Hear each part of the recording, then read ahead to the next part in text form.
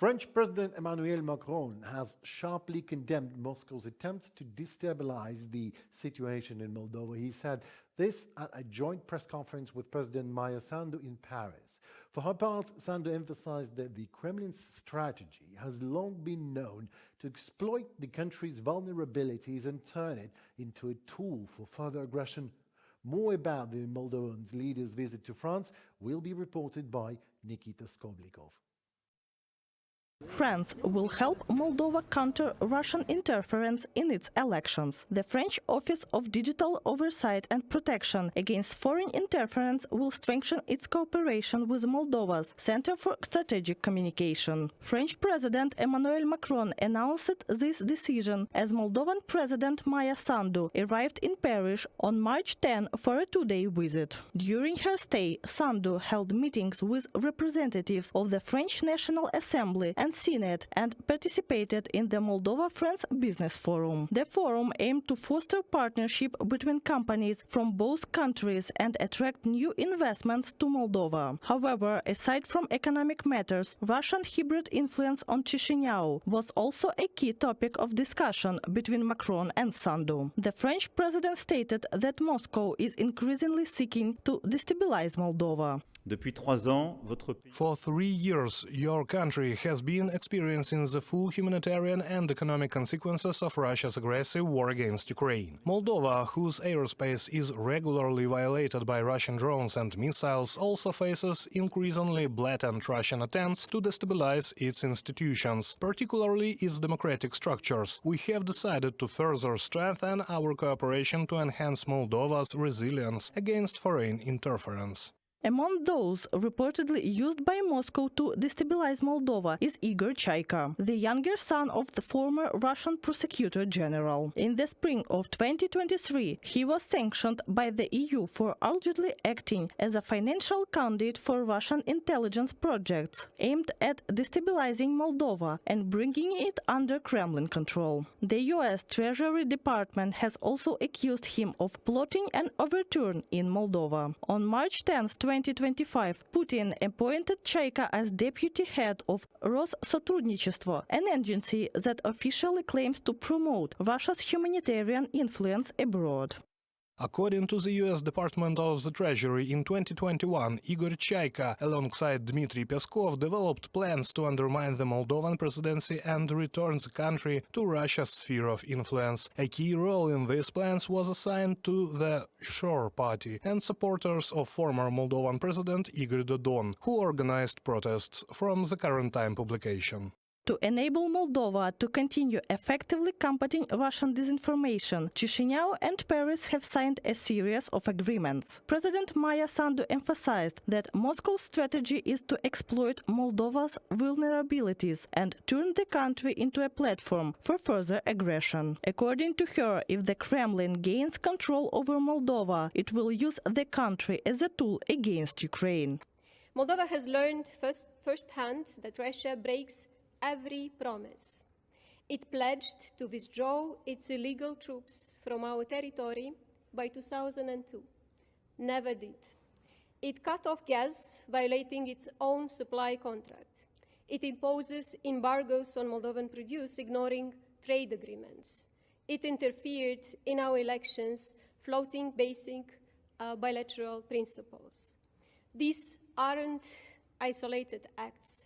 They are tools of a modern imperialism that seeks to keep nations in its grip. Despite facing hybrid threats from Russia, Moldova firmly believes that Ukraine's security is also its own. As Sandu pointed out, Europe has a duty to support Kiev, as Russia's war against Ukraine poses a threat to the entire continent. She also stressed that an unstable peace would not eliminate this danger, but only prolong it, jeopardizing democracy, freedom and European solidarity. Reported by Katerina Bastun, Nikita Skoblikov, UATV News.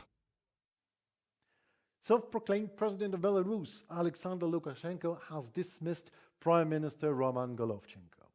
The latter headed the Belarusian government for almost 5 years. Golovchenko was replaced by First Deputy Prime Minister Alexander Turchin.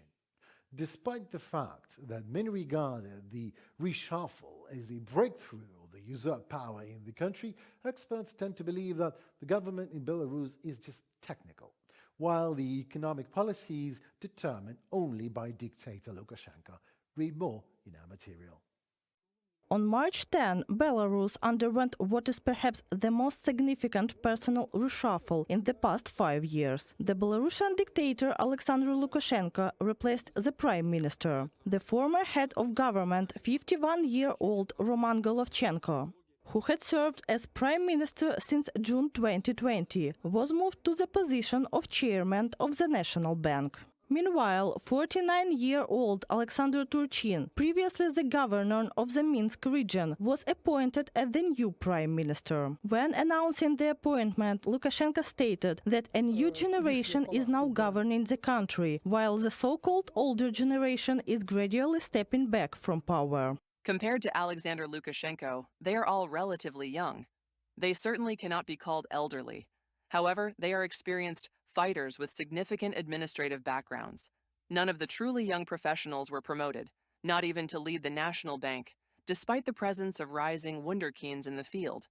Olga Loiko, economic analyst, editor-in-chief of Plan B, in an interview with DW. Apart from hinting at the possible transition of power in the country, Lukashenko also drew attention with a remark directed at the new Prime Minister Turchin. "I want you to always remember you have a certain presidential inclinations, just like me. You can make sharp moves." However, when asked whether economic policy would change, the new head of government denied any significant shifts.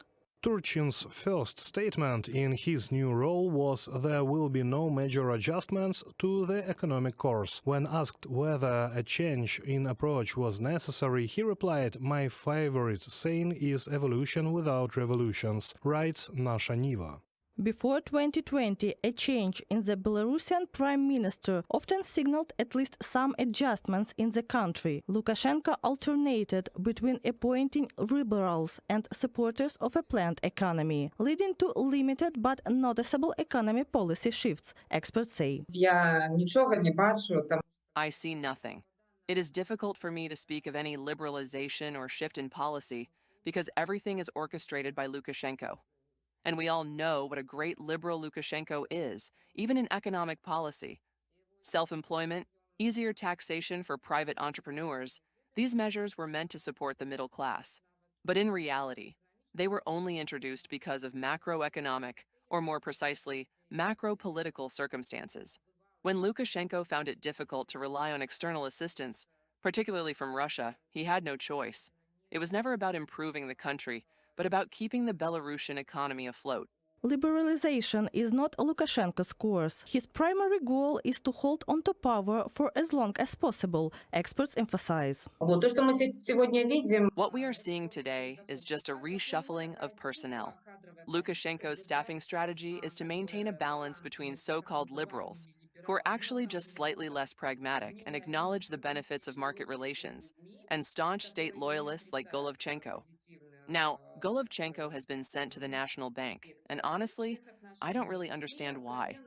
This is a bad sign, and I don't expect anything good to come of it. Today, any change in government personnel in Belarus is seen as purely technical decision, experts assert. The name of the prime minister does not matter much. In reality, the government is appointed by the president, whose powers were secured 5 years ago. If we are to look at it strictly formally, Valery Karbalevich, political analyst, in an interview with Deutsche Welle. As for Lukashenko's statement that a new generation should come to power, experts urge not to take it seriously. In their option, Lukashenko has no intention of stepping down, and the question of a successor is not relevant at this time. Reported by Katerina Bastun, Yulia Granovska, UATV News.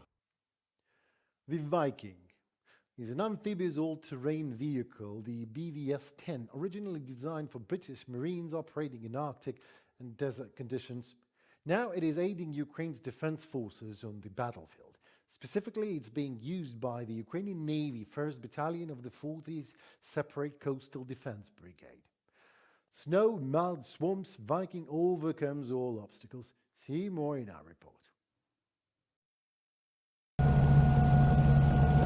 The Viking is an amphibious all-terrain vehicle, the BVS-10, originally designed for UK Marines operating in Arctic and desert conditions. Now it's aiding Ukraine's defense forces on battlefield. Specifically, it's being used by the Ukrainian Navy's 1st Battalion of the 40th Separate Coastal Defense Brigade. Snow, mud, swamps. Viking overcomes all obstacles. This tracked vehicle is highly versatile. It can be used for medical evacuation or the fire support vehicle, including for assault units. This vehicle is designed for transporting personnel and various supplies. We can also use it to deliver ammunition. We've had it for a short time. We've been using it in combat operations for a month and a half now. The BVS-10 Viking has been in production in Sweden since 2006. In 2023, it was first introduced into Ukrainian armed forces. Serviceman Oleg explains that he quickly learned to operate it. The vehicle consists of two parts, the front section weighing 5 tons and the second section weighing 3.5 tons. A drive shaft transmits power to the rear section. The engine is in the front section. It's quite fast and more maneuverable than other similar vehicles. What's its top speed? The maximum we've reached is 78-79 km per hour. Similar vehicles are used by the armed forces of Sweden, Germany, Austria, France and the UK. Ukraine received several dozen Vikings as military aid from the Netherlands. One of its key advantages is its ability to traverse water obstacles and navigate minefields with ease. Its armor provides protection against bullets and shrapnel. We reinforced the vehicle's structure and added mine protection against scattered mines used to contaminate our territory. It helps with clearing them, so to speak. We welded additional shielding to protect the rubber tracks. If a track is damaged, it can come off, making the vehicle inoperable. Smoke grenade launchers are installed to create a smoke screen. The vehicle is also equipped with night vision devices. For fire support, the vehicle is armed with a machine gun, an analog of the American Browning.